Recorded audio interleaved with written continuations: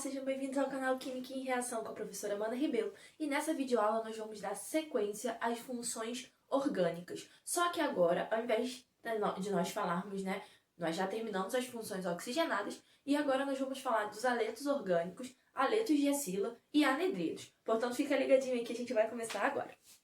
Bom, aletos orgânicos. O que são aletos orgânicos? Aletos orgânicos são substâncias, tá?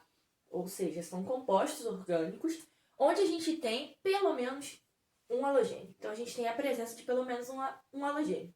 E aí, se nós pensarmos lá no início da química orgânica, o que é a química orgânica? A química orgânica é a química do carbono, tá? E aí a gente vai ver que durante a química orgânica a gente vai ver várias classificações de compostos orgânicos. Então, as características principais do carbono é formar cadeia, ser tetravalente, fazer 4 ligações.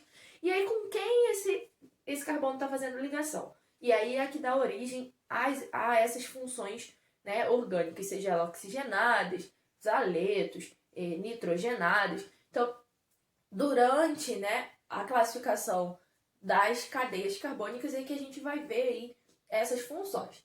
Bom, então aletos, a gente ao invés de ter apenas carbono e hidrogênio, ou carbono, hidrogênio e oxigênio, aqui a gente tem a substituição de um hidrogênio por halogênio. Então, aleto, a gente tem pelo menos um halogênio. Flúor, cloro, bromo ou iodo. Então, a gente substitui um hidrogênio lá das ligações do carbono por halogênio. Classificação dos aletos. Bom, a gente pode classificar os aletos quanto ao número de halogênios ou quanto ao tipo de carbono que ele está ligado. Quanto ao número de halogênios, a gente vai ter monoaletos, dialetos e trialetos. E assim vai seguindo a sequência. O que isso quer dizer? Bom, monoaletos, apenas um halogênio. Aí a gente tem exemplo, tem uma cadeia carbônica com apenas um halogênio. Dialetos, 2 halogênios. Então, na verdade, a gente tem uma cadeia carbônica onde a gente tem 2 halogênios presentes. Trialetos, mesma coisa, a gente tem 3 halogênios, tá? A gente tem uma cadeia carbônica com 3 halogênios. 4 halogênios, 5 halogênios. A gente vai seguindo a mesma sequência, a mesma lógica aí para classificar, então, o aleto.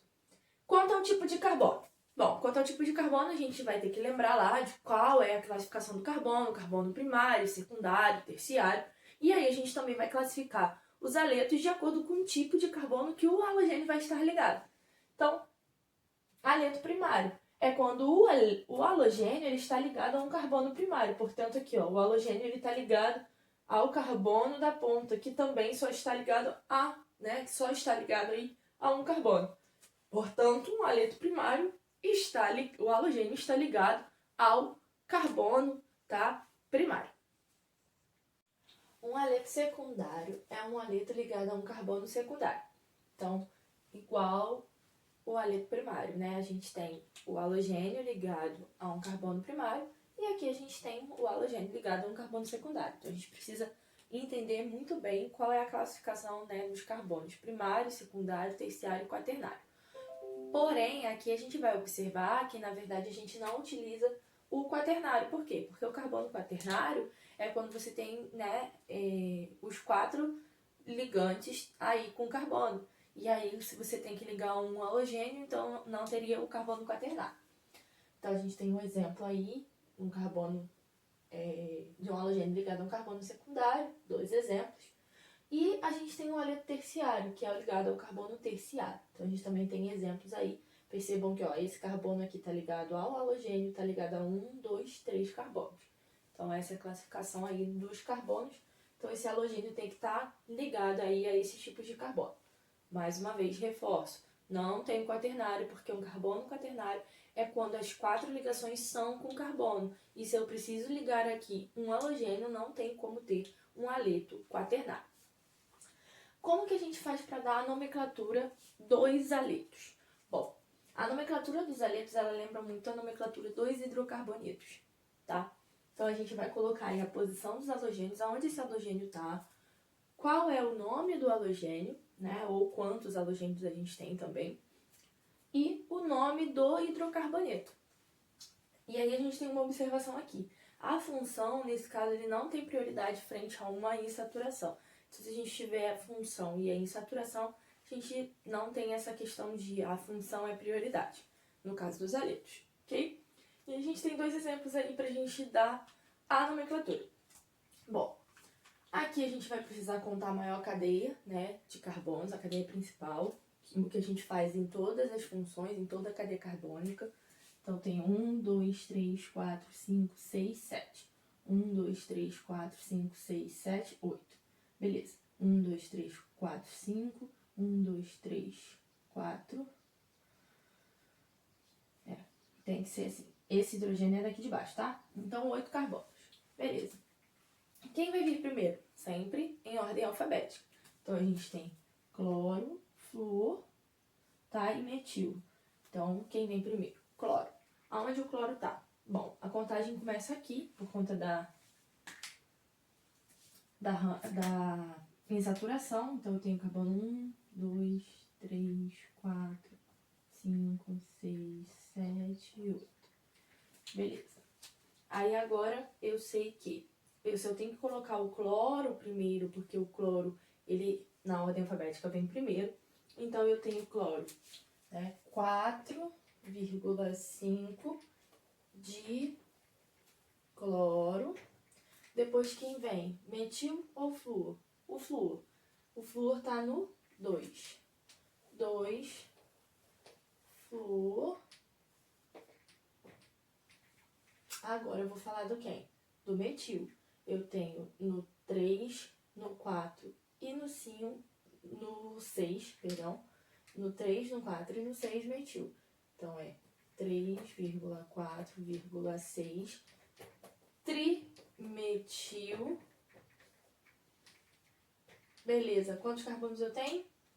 8. Então, oct, 1, N. Então, o nome desse composto seria 4,5 de cloro, 2 flúor, 3,4,6 trimetil, oct, 1N. Então, a gente faz da mesma maneira que a gente faz nos hidrocarbonetos. Só que ao invés de chamar de metil, etil, aqui a gente tem flúor, cloro, mas a gente faz da mesma maneira. E esse aqui é bem simples, né? Eu tenho um carbono só, então, metano. Beleza, a gente já sabe que é metano. Mas eu tenho 3 cloros, então como seria? Triclorometano. Então, a nomenclatura dos aletos, ela se assemelha muito à nomenclatura dos hidrocarbonetos mesmo, tá? Que são as primeiras funções lá das cadeias carbônicas.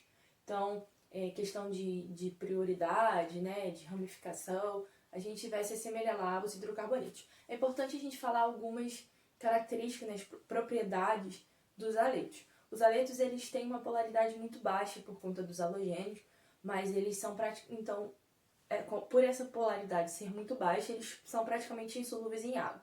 Porém, eles são bem reativos, tá? E os aletos mais simples, né, com cadeias carbônicas pequenas, simples, eles são, no geral, gasosos, tá? E os outros, à medida que a gente aumenta a massa molar, a gente tem os aletos orgânicos sólidos. Mas, no geral, as características dos aletos são essas. Aí agora a gente vai falar dos aletos de acila. A gente vai ver qual a diferença de um aleto orgânico para um aleto de acila. Os aletos de acila, eles são compostos que são derivados do ácido carboxílico, onde a gente tem, na verdade, a presença do halogênio.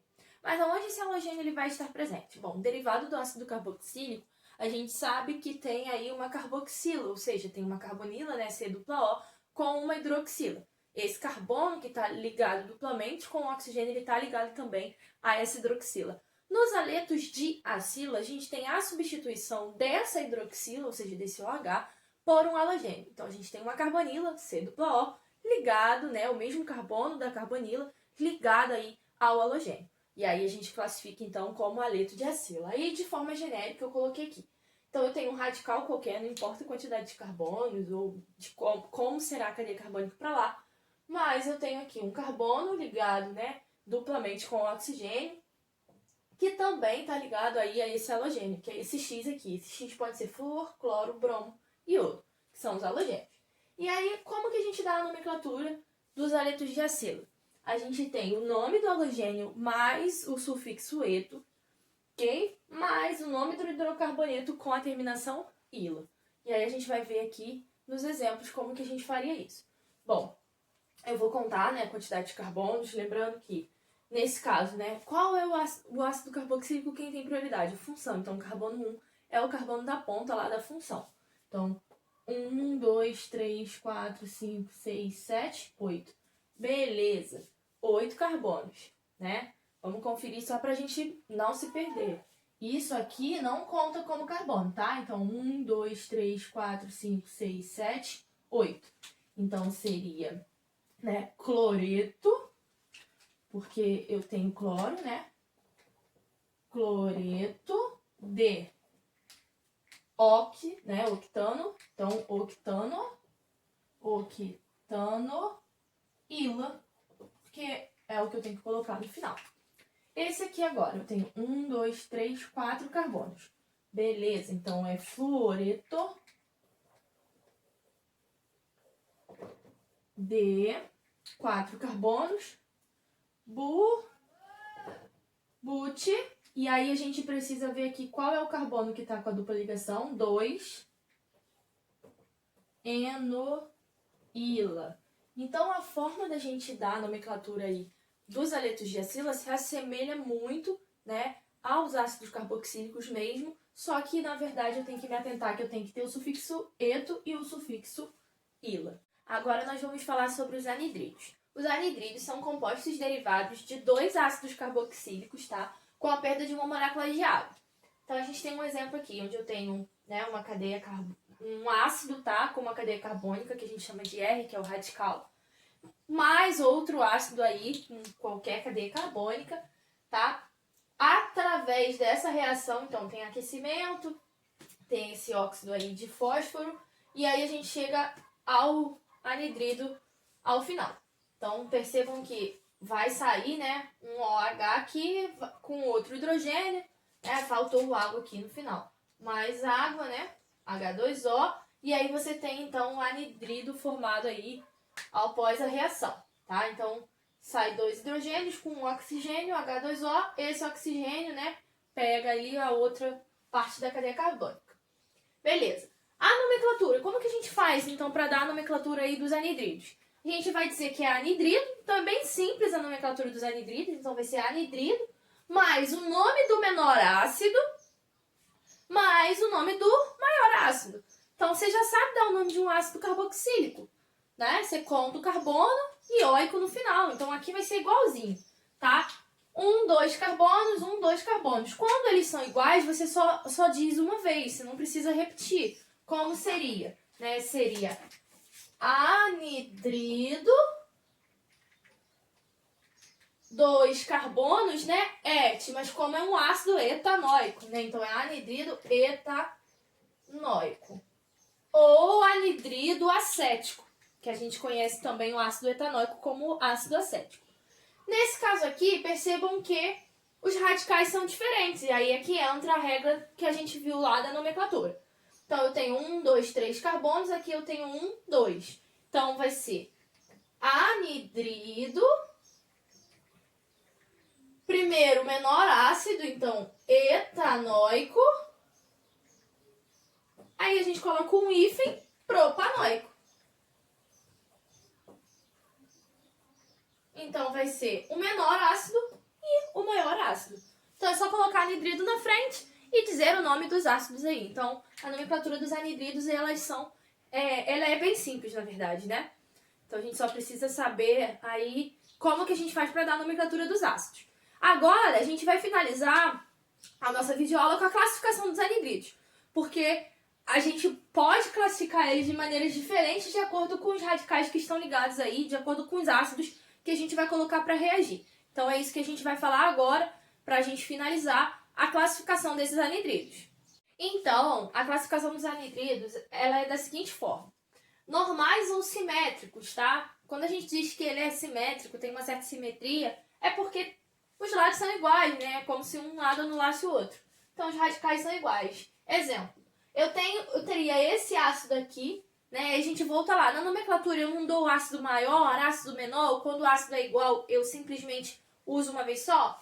Então, esse aqui seria o etanóico e esse também. Então, tem uma certa simetria nesse anidrido. Aqui seria o ácido benzoico e aqui também. Então, o anidrido é simétrico por conta disso, né? Os radicais Ou seja, as cadeias carbônicas dos ácidos é igual. Então eu boto para reagir o mesmo ácido. Agora, quando eu digo que o anidrido é misto, é porque os radicais são diferentes. Então são ácidos diferentes que eu coloco para reagir. Então percebam que essa cadeia é diferente dessa, né? E essa daqui é bem clássica mesmo, né? A gente consegue observar bem isso porque aqui eu tenho um ácido benzoico, ou seja, um ácido aromático, aqui não. Então, a gente classifica os anidridos dessa maneira, como simétricos ou mistos, tá? Quando eles são iguais ou quando eles são diferentes, ok? E aí a gente tem as mesmas características, né? A questão de, à medida que a gente aumenta a massa molar, a gente também aumenta aí ponto de fusão, ponto de ebulição, né? A gente vai sempre considerando essas características na hora de falar aí das propriedades aí desses compostos, tá bom? Então essa é a nossa videoaula, espero que vocês tenham gostado. Qualquer dúvida é só deixar nos comentários, entrar em contato comigo, curte o vídeo, compartilha, não se esqueça de se inscrever no canal e até a nossa próxima videoaula aí de funções nitrogenadas.